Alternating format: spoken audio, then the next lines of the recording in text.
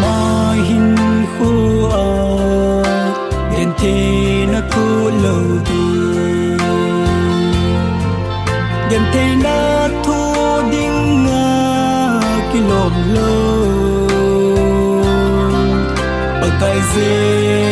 sun zong gen the ana thu e a khon nan tin pe la a khen be u ve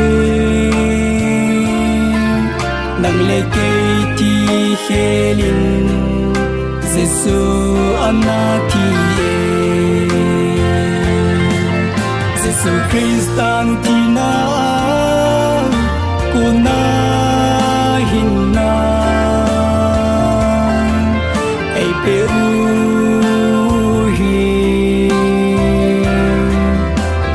salong ding ham o sofi tu pata hi ki ngai tu pa nahi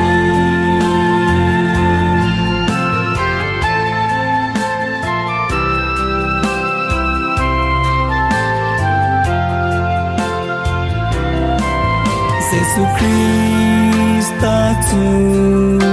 gen thi na thu ding nga ti lom lo khi zing zong le so se ho hu do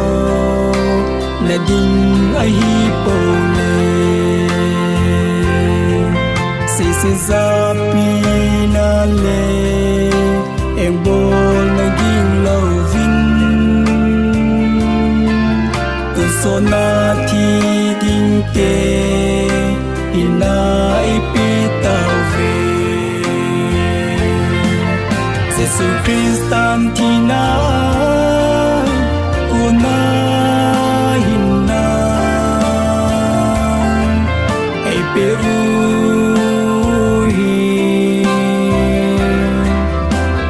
Salo ding ham o sofi tu pata hi ki ngai tu palahi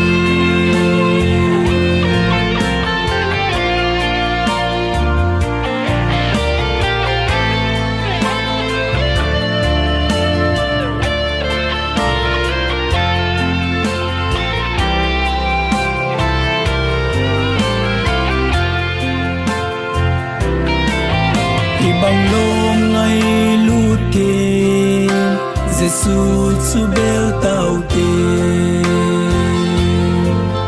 it on set now thu pa joy của mi lom ki si te ngay dam te Giêsu Christ ta bo ai le lung ngay na in kho mang po te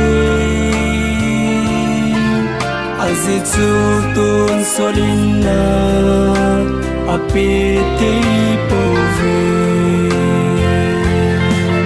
Jesu Christan tina kuna hinna ei pe